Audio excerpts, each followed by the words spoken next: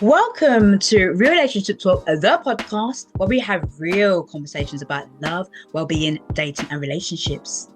And in today's episode, I had a profound conversation with Corissa Stepp, who is a somatic relationship coach and narcissistic abuse specialist, passionate about empowering intuitive, independent women to heal from the emotional wounds of narcissistic abuse. Through a trauma-informed approach, Corissa guides her clients in regulating their nervous systems, releasing deep emotional patterns, and rebuilding their self-worth so that they can create authentic, peaceful relationships. You can find out more about Corissa's empowering work in the show notes. During this conversation, Corissa explains how trauma can arise and the symptoms of narcissistic abuse. She also delves into the notion that we are not broken beings. How about this? I'm not valuable. I'm not lovable. I'm not important. I'm not worthy. Does that self-talk sound familiar to you? Corissa uncovers how you can break those limiting beliefs right now. Also, you will discover how somatic practices that connect you with your body play a role in releasing emotional wounds, and so much more. You are about to get the whole RLT, aka Relationship Talk, so you're going to want to watch the entire episode. I really hope that you find this conversation as informative as I did. And remember to subscribe, hit that notification bell and that like button. I'm Teresha Young, your international wellness and relationship coach. Enjoy, take notes, and get ready to apply all key messages you take away today. Welcome to the show, Corissa. How are you doing today? I'm great. Thank you. Thank you so much for having me. Oh, I'm so looking forward to this conversation, Corissa, because we're going to have an opportunity to delve into trauma and also narcissistic abuse. And I've not had a focus on my show on those two key elements, I think, when it comes to our life experiences. So for the benefit of the listener, it would be absolutely wonderful if you could share with us what led you to becoming a somatic relationship coach and narcissistic abuse specialist.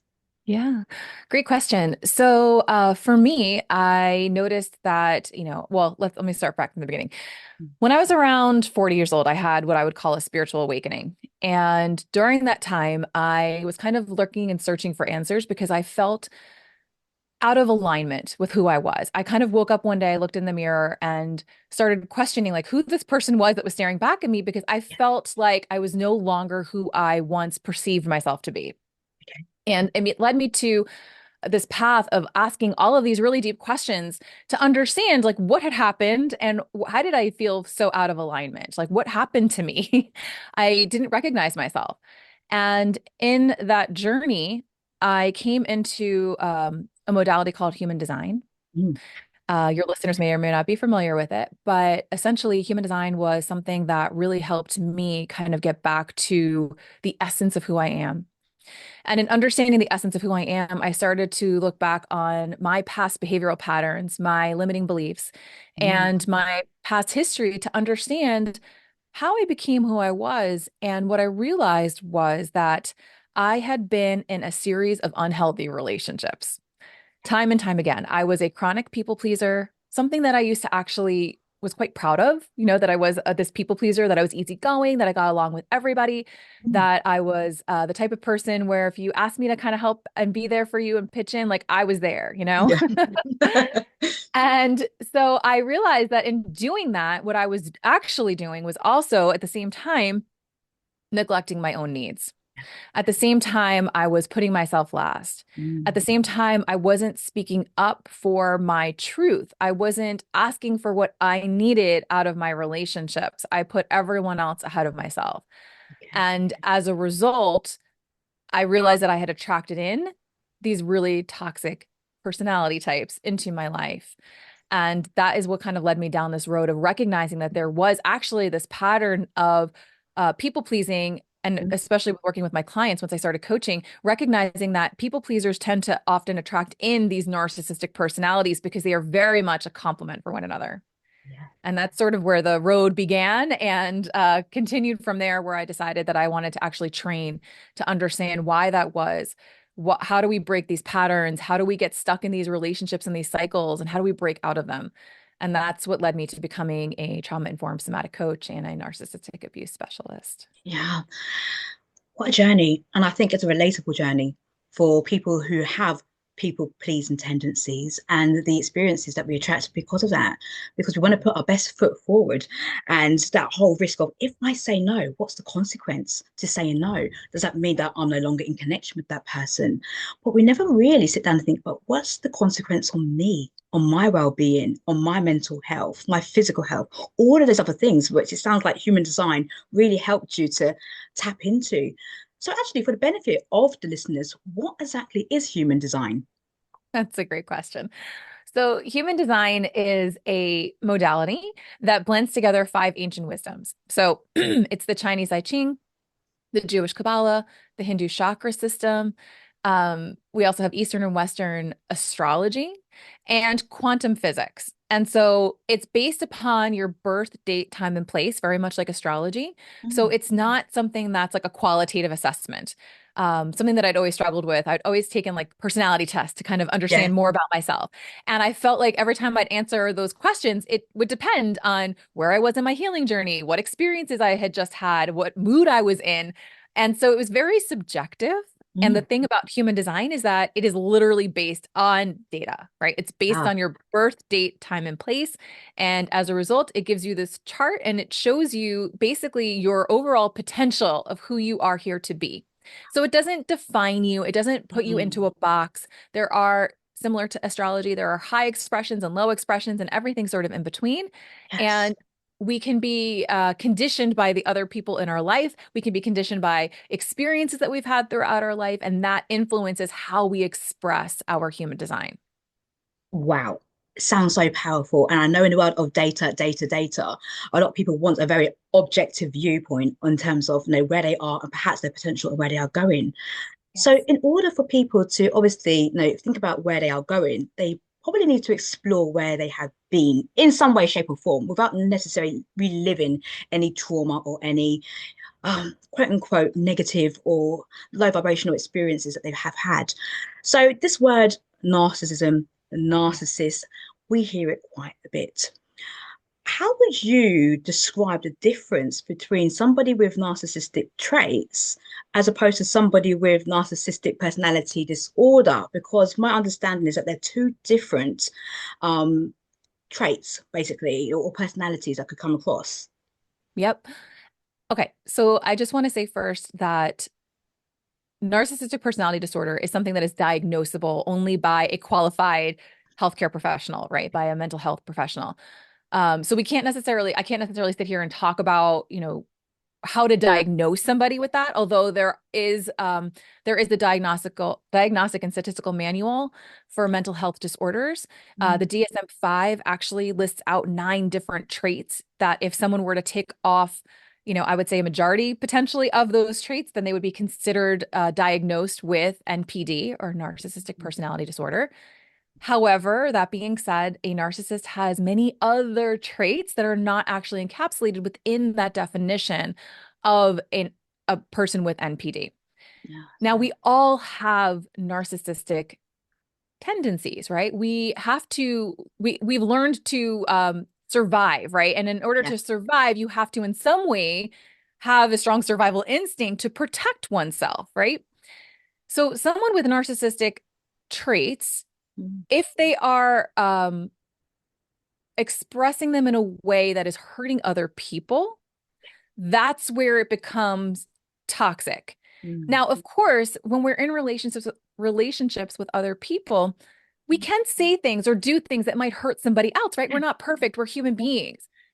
The difference is someone who is, as we would maybe label, although I don't like to label people, mm, we might classify them as a narcissist if they are hurting other people without any without recognizing that they've actually hurt, that they've actually yeah, caused the hurt of the other person.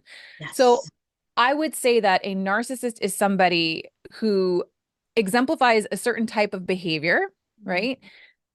that shows no remorse, that has little to no empathy, right? So they don't have absolutely no empathy. Oftentimes, like they will have a little bit of empathy. Yeah. They don't take accountability for their actions, and there's no recourse, right? So they're not actually trying to necessarily make changes in order to improve or to stop doing whatever that hurtful or harmful behavior might be. Yes. Okay. Great explanation there. So, in your experience, would you say if you were to tell somebody you're a narcissist, that they can get highly defensive being labeled that? Absolutely. I don't think anyone likes to be labeled. Nobody likes to be placed in a box. And honestly, if you do suspect that someone in your life is a narcissist, the last thing I would recommend you do is say to them, I think you're a narcissist, because Yeah. it's likely not, first of all, it's not going to land well. Yes. Secondly, it's not going to help the situation. It's not going to change their perspective necessarily of themselves, because a lot of narcissists don't believe that there's anything wrong with them. They have a Yeah. really hard time. So this is another kind of caveat to a narcissist is they don't, well, let me put it this way. They lack self-awareness. Yeah. Okay. Okay. They don't have the ability oftentimes to self-reflect and to Mm. look back and say, oh, I'm the problem, or oh, that was my fault, or oh, I am the reason why this has happened. Yeah. Yeah. That's great. So, in order to have that conversation with somebody, quote unquote, who is a narcissist, without actually telling them, I believe that you are a narcissist, I suppose that's self awareness for yourself is about the experience that you are receiving because of the treatment of the other person. So, what are some of the key signs that somebody is experiencing narcissistic abuse, like what you specialize in? I love how you asked that question, because one of the things that I often tell my clients is to stop focusing on trying to diagnose somebody else, right? Where we're always focused on the other person, what they're doing, how they're behaving, what they're saying. Instead, focus on how you are feeling Mm. in that relationship to with that person, because that's going to be your greatest clue that Mhm. something is off. So if you're in a relationship with somebody and you often feel like you're being dismissed, if you often feel like every time you broach a confrontational, situation with them, right, where maybe you are telling and explaining to them something that happened that hurt you or upset you, if the other person is never taking accountability, they're never actually apologizing in a way that actually feels like they get how you're feeling, where there's no empathy, where they're not, again, like taking accountability, but also then taking steps to sort of alter their behavior in a way that, maybe that what they've said or what they've done has hurt you, then clearly you're likely to feel like you're being constantly dismissed, right?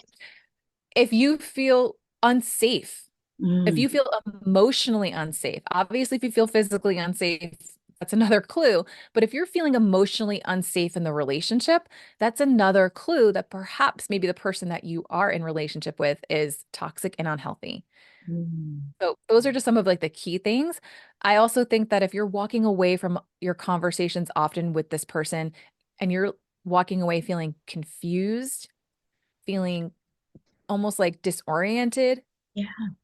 then there's a good likely chance that this person is probably gaslighting you, manipulating you, altering your sense of reality, right? Perhaps maybe they're even telling you that you don't remember how things happened, or you have a bad memory, or that's not what I said, right? They're constantly trying to convince you that you're wrong or that your perception of reality is different from theirs. Then that's another big red flag that something is off in the relationship. Mm. Thank you so much for highlighting those signs and those symptoms of being on the receiving end of that. And one thing that I love that you focus on is the word feeling and the way that you feel, in that relationship, because our feelings are such a telling sign as to when something is off. Maybe feelings, intuition, something just doesn't feel quite right. And when we can actually look at the behaviors of somebody and to say, can I link that behavior to the way that I feel? I think that's so empowering. So let's say you've done this analysis and you're like, okay, I do feel dismissed. I do feel a bit confused, disorientated. How do you broach that conversation with somebody to let them know how you feel? Well, you can try, but likely they're not going to hear it. Mm. Again, likely they are not going to change. The only thing you can really do is start doing the work on yourself. Yes. The only thing you can do is start to get in touch with how you're feeling, listening to your intuition, because many women who end up in these relationships, unfortunately, are very good at making excuses Mm. for other people's bad behavior.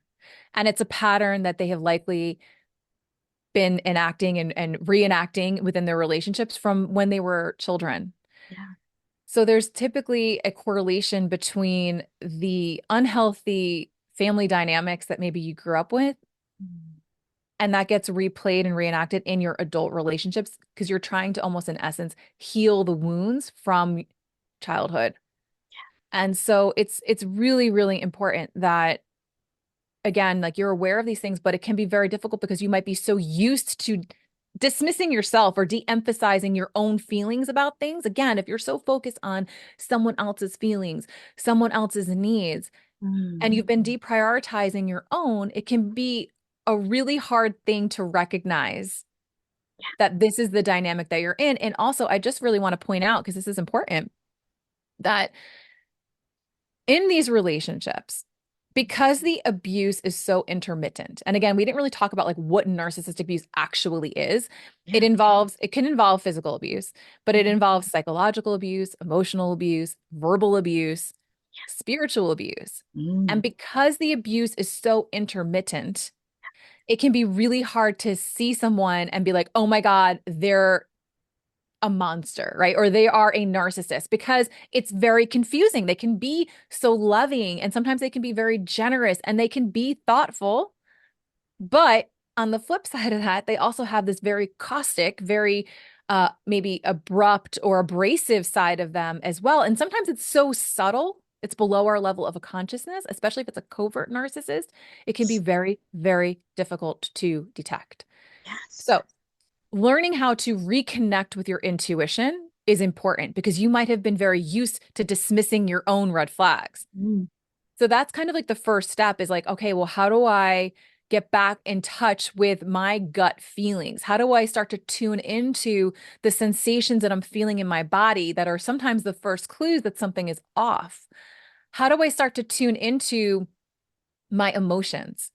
And if you've been in a narcissistic relationship, you might find yourself constantly being stuck in fight or flight, or even in a freeze response, which is, this Yeah. is now talking, getting into like the nervous system. This is more like the somatic side of things. Then you might be, if, especially if you're stuck in a freeze response, have completely cut off access. You've completely dissociated, dissociated from your emotions.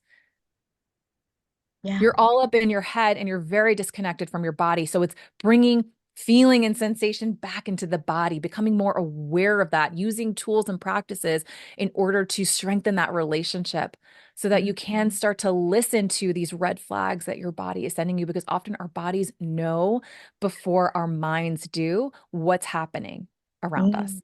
Yeah. And sometimes we often don't bring it back to the body as well. We get focused on the mind. Obviously, the mind is a very powerful tool. We know that for sure. But to bring it back to the body, and I will want to talk about the somatic practices as we move into the conversation, to understand how listeners can actually tune in to those somatic practices. There was a word that you mentioned before when you're talking about wounds, for example, and how that may show up. And I can imagine that if you are on the receiving end of narcissistic abuse, that there are some wounds and some effect on your self-worth that can happen. And I know that prior to this conversation, you mentioned some four core wounds that people might experience. And I would love if you could elaborate on those. Sure. So essentially, our four basic core wounds oftentimes are: I am not lovable, I am not important, I am not enough, and I am not worthy or valuable. And so if we think about the times we get triggered in our relationships, whether it's with a narcissist or a friend, a boss, whoever, think about every time you've gotten triggered. If you kind of spend a little bit of time sitting with the, first of all, the emotions, but then kind of understanding, okay, which of those four core wounds actually got kind of maybe excavated or poked or prodded in that interaction, it'll lead you to a deeper understanding of yourself, and sometimes even recognizing that in our healthier relationships, when we get triggered, it's not necessarily because the other person was doing anything that was malicious, or Yes. harmful or hurtful. It's because one of our core wounds got poked and prodded in that moment. And that's where we need to work with our nervous system to sort of down-regulate, de-escalate those feelings, those emotions, those sensations, those narratives that we tell ourselves when those wounds get poked and prodded, so that we can be able to respond in a more thoughtful way. We can respond in a way that actually helps us continue to cultivate and create supportive, Mm. deep relationships, meaningful relationships, as opposed to creating a lot of confrontation and conflict and things that we might say hurtful things that sort of cause more of a divide in the relationship as opposed to bringing us together. Yeah. So when I hear you saying you're bringing it back to the body, I know some people are listening to this thinking that, okay, let's say I explore these wounds. I'm not lovable or I'm not worthy, whatever one of those wounds might be for you. They might actually be quite fearful of reliving the experience. So, what's your viewpoint on people who may have trauma that has caused these wounds in terms of, do I have to relive that experience in order to heal? So we don't have to relive the experience, but what we do need to do is we need to be able to feel the emotions Mm, around them. We need to tap into maybe the stories that we're telling ourselves that are reinforcing those wounds or limiting beliefs, right? At the end of the day, when I mentioned those core wounds, really they're limiting beliefs that we're holding about mm, ourselves. yeah. And so sometimes it can take a long time to kind of allow ourselves to feel the depth of those wounds because we may hold a lot of shame Mm, around them. yes. And as a result of that shame, we have developed coping mechanisms, defense strategies, Mm, avoidance strategies to help us not feel them because they are so painful. So, a lot of the work that I do is I bring in internal family systems, which is something that therapists will be trained in doing. And I'm not a therapist that is trained in internal family systems, but I've learned enough about it where I'm able to use it as a tool for my clients to help them understand how these different protector parts. And by the way, people pleasing would be an example of a protector part that would show up to keep us safe. yep. How these different protector parts show up in the times where we're feeling unsafe. And that's one of our first clues. So it's identifying for yourself, maybe what are some of the more prevalent protector parts that are showing up for you. Okay. Other examples aside from people pleasing might be you might have a perfectionist part, you might have a planning part, you might have an anger part, you might have a defensive part. These are all examples of behaviors that show up in moments where we're triggered and we're feeling unsafe. And sometimes these triggers are so subtle and so subconscious that we're not even aware of it. So it may Mm, not even be in a conversation with somebody. It could literally be a facial expression that someone makes that triggers us. It could be a change in our environment. It could be a loud noise. There are so many different things that can come into play with our triggers that it's one of these things that we need to further explore to understand about ourselves so that we yeah. can show up differently in our relationships, in our business, in our professional lives, and in our intimate relationships. Yeah, I love that you've actually referred to like the protector element there, because I know for myself when I've done these various different tests and so forth, that I can be a hyperachiever, and Yes. that is something that will show up for me in order to protect myself from my experiences as well. So and I can now look at those tendencies to say, oh, no, catch myself, Teresha, why are you constantly moving on to the next thing, and not actually sitting there? What am I escaping? And I think sometimes that's a really great question too. Like, what exactly am I avoiding? What am I escaping? And then sit, as you said, with that emotion and sit with what is filling up. I don't have to go back to my first thoughts of my earliest childhood memory of wanting to be a hyperachiever, but it's just actually feeling into it, which I absolutely love the way that you describe that. So, we have spoken about what I mentioned trauma, but we haven't necessarily gone into a conversation about trauma just yet. And for those people who are thinking that what exactly is trauma? Is there a definition for trauma at all? That's a great question. So there are definitions that are out there. However, the way I like to actually term it is anything that has left an emotional charge is trauma. It's Mm, unresolved trauma in your body. And a lot of times we do think about trauma, and I don't want to call it like big T and little t. There's a lot Yeah. of discussions out there about big T and little t. I don't think that that's necessarily appropriate because I can't sit here and say that my trauma is a big T and yours is only a little t, because then again, like that's sort of dismissing someone else's experience and the impact that it has had on them. Mm. Two people can have the same traumatic experience, and one can walk away with trauma, and one can walk away and be resilient and be okay. And that comes down to a lot of different factors, some of which includes that person's ability to be resilient, right? Maybe they've learned how to regulate their nervous system in times of stress, and in times of adversity, and in times of challenge. For other people, it's because of their past experiences that Yeah. they would walk away from that experience and feel, get this trauma, have this trauma kind of become unresolved within them. Yeah. So, some of the more obvious causes of trauma are obviously things like being in a major car accident, Mm. living in a war-torn, zone, being impacted by a disease, right? Having like this like a life-threatening illness potentially. So these are some of like the bigger traumas that people are often assume are trauma. Yeah. Some of the less obvious causes are things like maybe not being picked for a team, right? When you were in high school or when you were a child, not being invited to a party, being broken up with by a significant, boyfriend or girlfriend, being left out of a group, moving home a lot as a child, having a parent who maybe had a substance abuse issue or had an illness, or having a sibling that maybe had an illness that took away maybe some of your parents' attention and love from you because they were so focused on this child who maybe was sickly or had their own issues.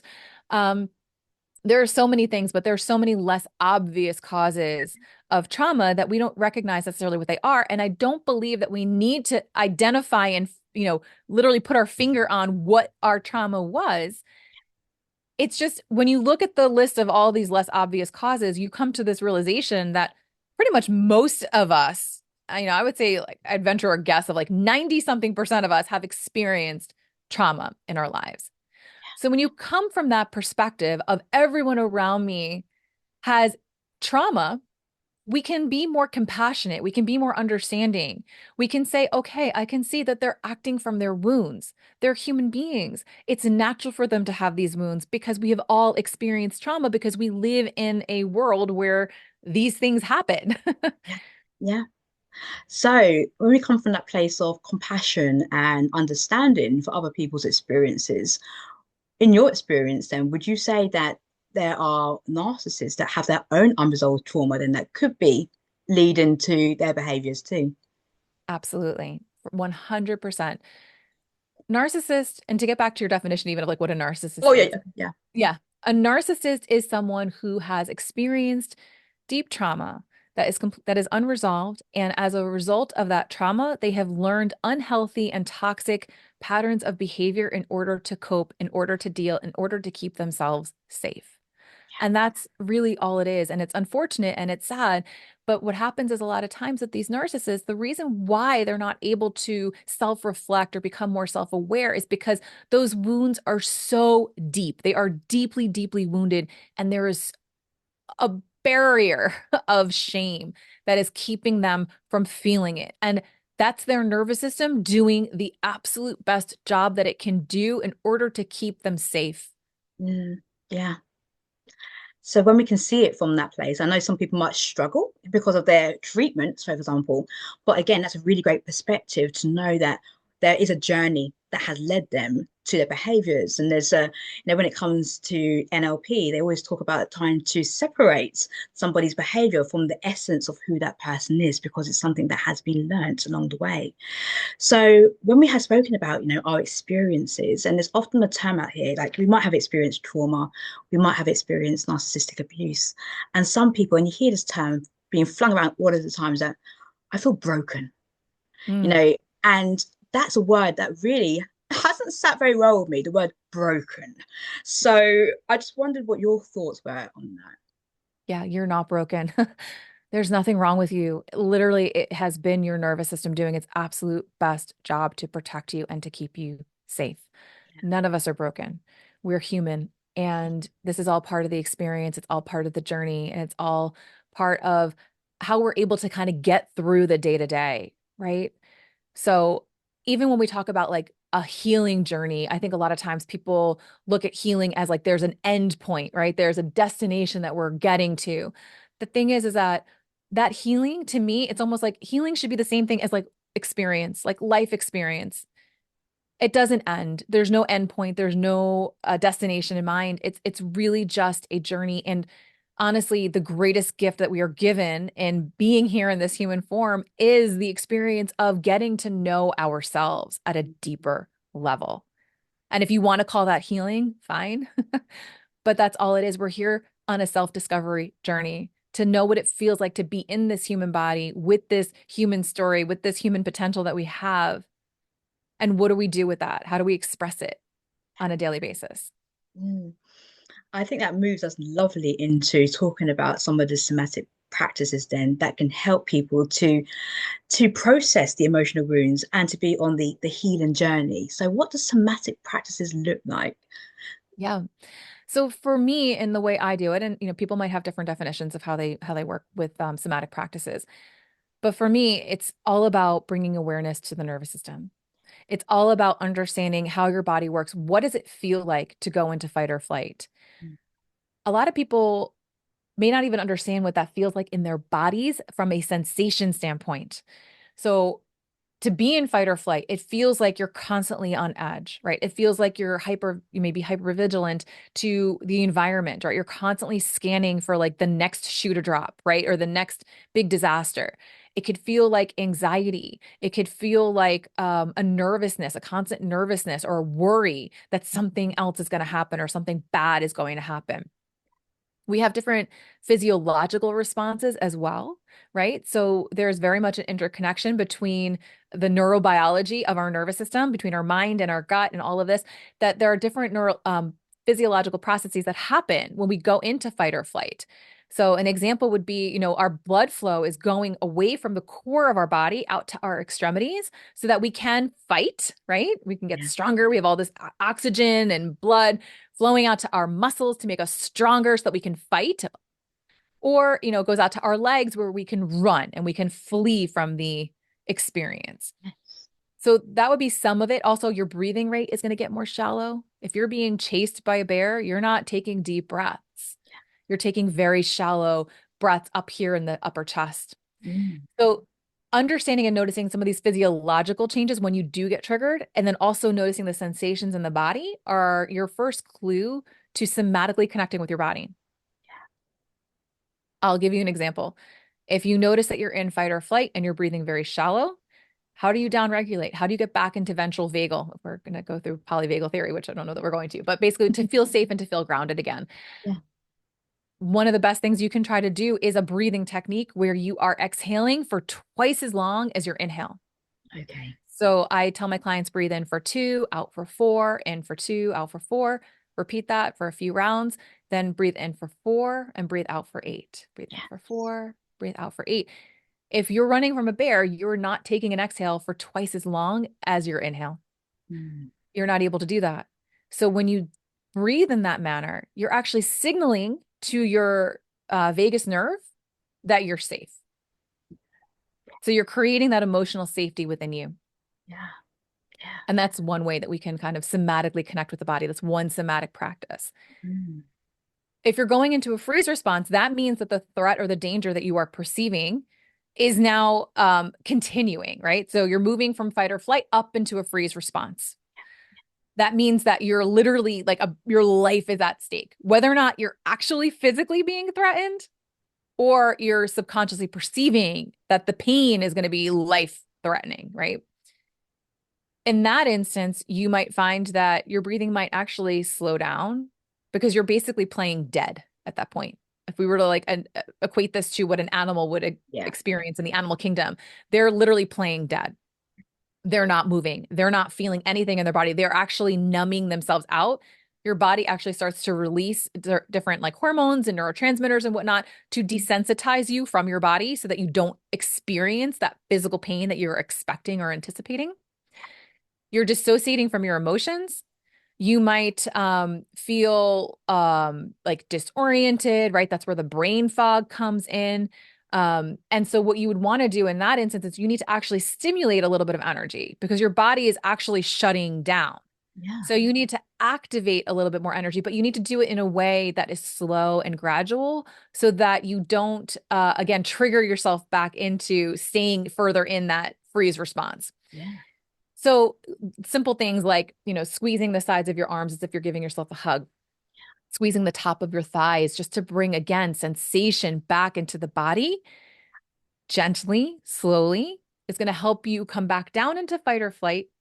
And then from there, you need to then, again, either doing a breathing technique or expelling some of that additional energy and activation that you're feeling in fight or flight to reground and feel calm again. So going for a Mm. walk, going for a slow, gentle walk out in nature is always a beautiful thing. So this is the way in which we tune back into the body so that we can feel safe, feel grounded again. And then again, be able to respond in a way that feels more authentic and more in alignment with who we are, as opposed to being stuck in our emotional brain, which is what is Yeah. happening when we're triggered.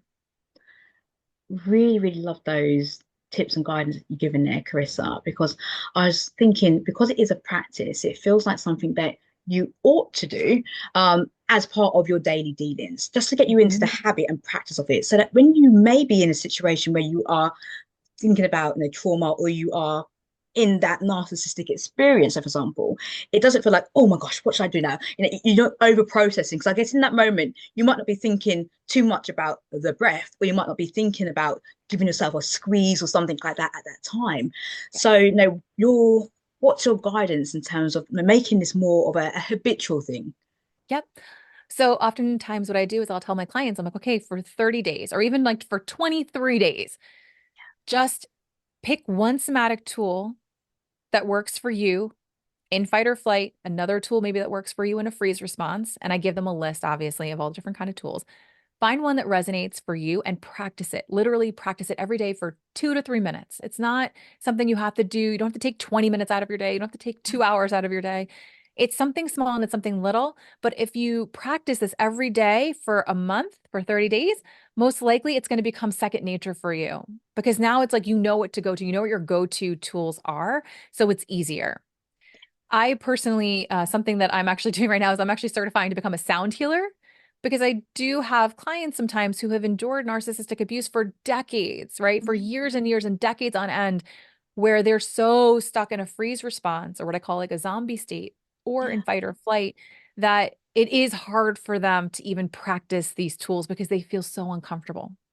So using sound is a way to kind of almost shortcut to Mm. help stimulate the vagus nerve, to stimulate the parasympathetic nervous system, to help you start to feel calm so you can release some of these things that are no longer for you.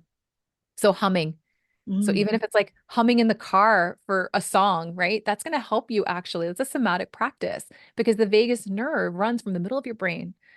It connects, down to your ears, down the back of your throat, all the way down to a lot of your essential organs. But you're stimulating it just by using your voice, by singing. And so many clients who have experienced trauma or narcissistic abuse have lost their connection to their voice. Wow. Which, on the spiritual side, is obviously your throat chakra as Yep. well. When you speak about that, so it's important, and I absolutely love this. There's going to be a lot of people whose partners or family members or people who are connected to them are thinking, "Why are you humming?" Doesn't have to be tuneful, but it's just the actual act, I suppose, of actually just releasing it. And I just love that whole like vibration, as you said, that will go down Hmm. and to connect you to your nervous system in a deeper way. Yeah. So, just thinking more about the work that you do, would you say that there's a common trigger, so to speak, that pushes people into reaching out to you? Is it like the straw that broke the camel's back, so to speak, and they come, I need you, Carissa, I need you right now? Is there a pattern at all? It's a good question. Oftentimes, at the time people get to me, they've already kind of read a lot of books. They've listened to a lot of podcasts. They might have even listened to my podcast where I talk a lot about narcissists and Yeah. narcissistic. But oftentimes they've already kind of like self-diagnosed, or Okay. diagnosed someone else in their life as being whether or not they're narcissists, they might know that they're toxic. They know that they're in an unhealthy relationship. And so that's when they'll come to me Mm. and they will have likely or potentially tried therapy. And there is definitely value to therapy, right? We need kind of a top-down approach, right? That talk therapy is very important for validating, for processing. But then my work comes more from the bottom up, which is more somatic. And it's actually kind of both. We do both, although I'm not a therapist. There is some validating of their experiences, right? I understand, obviously, the patterns of a narcissist. So oftentimes in their sharing of their experience, I can validate for them very easily, like, oh, yes, that is typical, or like, that makes sense. And maybe you felt this way. And they're like, oh my God, you took the words out of my mouth. I didn't even know like that. I couldn't verbalize it, but you're Yeah. verbalizing it for me. And that helps them kind of process because then they can acknowledge and put the words to their experience, which is so helpful. So that's often kind of why people come to me because they've recognized that they're in this unhealthy relationship. They're not positive if the person is a narcissist. It doesn't matter whether or not they are. It's just, again, it's how they've been feeling. And Mm. they've resonated with something that I've said that let them feel like I understood how they felt. Which is so Excuse me. important. So, out of curiosity, how do people work with you? Have you got a program? Is it one-to-one coaching? How exactly can people work with you? So yes, I do one-on-one coaching, but I also do group coaching as well. So I have a dedicated group for women who've experienced narcissistic trauma called Strong Her. And it's a program. So there's a program that they can go through. It's about 15 modules where we talk a lot about the first module is all about regulating the nervous system, which is so important. Like that's the first step. The next module is all about awareness. So it's understanding the dynamics in a narcissistic relationship, understanding the cycle of abuse, understanding their patterns of behavior, understanding what a trauma bond is. How do we break out of it? Understanding family dysfunction, right? How Mm. that maybe led you into this relationship, how it maybe created the narcissist and, how they became who they were. And then talking about, the next module is more about understanding boundaries. How do we set boundaries? How do we start to cultivate habits that are healthy for us so that we can continue our growth, our expansion, so that we can actually start to create the life that we know we deserve, that we are craving deeply within our souls. And so there's a lot of work there around working with different tools and things like that, positive psychology tools to help them sort of instill these healthy habits, to set goals, to attain them, and to support them throughout that process. And then we do a group coaching call, every week where I will hot seat coach women that are in the group to help support them there. So that's sort of how I work. And then I also certify coaches to become trauma informed narcissistic abuse spiritual coaches. So there's a blend a little bit of some of my spiritual modalities that I use, such Yeah. as EFT and human design, to help them become coaches that can help support women in this space because Mm. it's so needed. Oh, absolutely. And I would imagine that all of those details are on your website in terms of how Yes. they could work with you. Okay. And for those who are listening, I'm going to drop all of Carissa's social handles and website details into the show notes. So, Carissa, you've also spoken about, because you do really great work, and I know that some of that has been from your lived experience, as you said before. So, I just wondered as well, in terms of your romantic experiences, past and maybe even present, what have been some of your key learnings and experiences there? Because you have spoken about toxicity, maybe. And so, yeah, I would love to know, and I'm sure the listeners would too, in terms of some of your key experiences.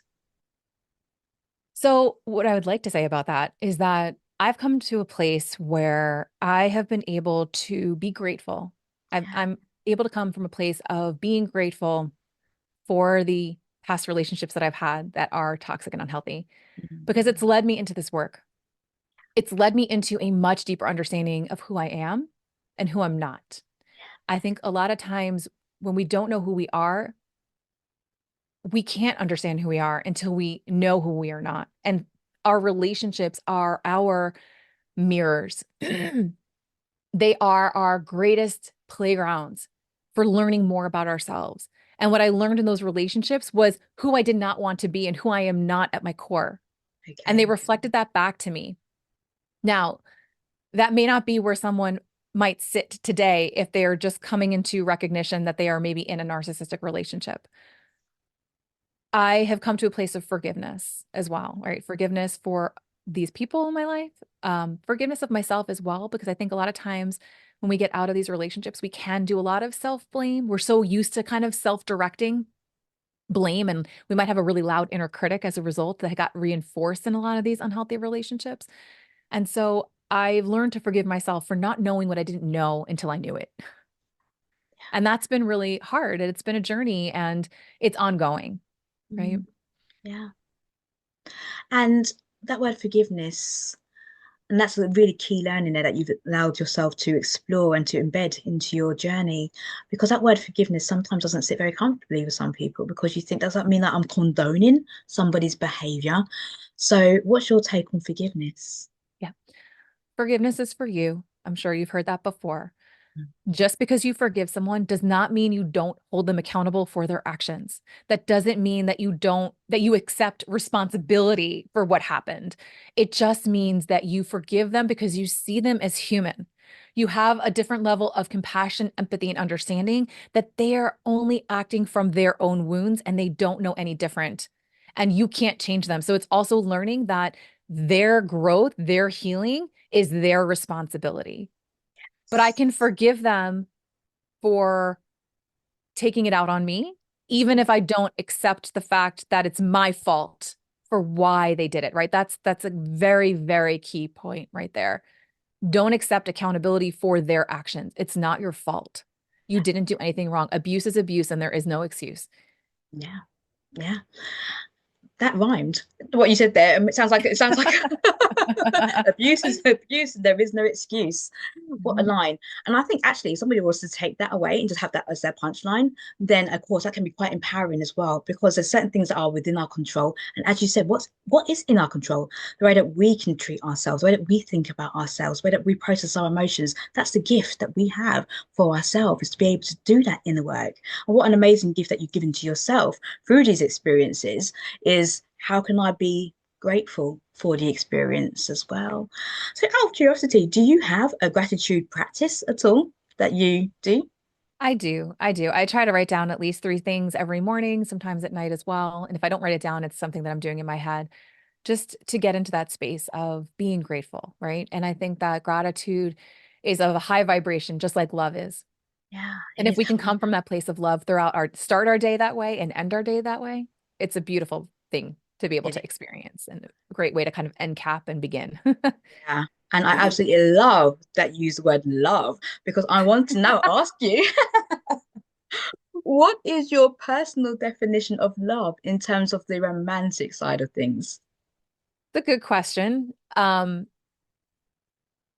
to answer that? That's a great question. So love for me, number one, in order for it to exist, there has to be emotional safety. There has to be emotional intimacy. There has to be an insatiable curiosity to want to get to know another person and have them also be curious about you as well, right? Get to know you just as much as you want to get to know them. I think that it's also a choice. I think that we choose love day in and day out because a lot of people believe that love is something that they feel. And once that like initial romantic feeling of love goes away, they're like, oh, I've fallen out of love. No, it is a choice. I choose you, right? You're choosing the other person. You're choosing to get to know them at a deeper level as much as you're trying to get to know yourself.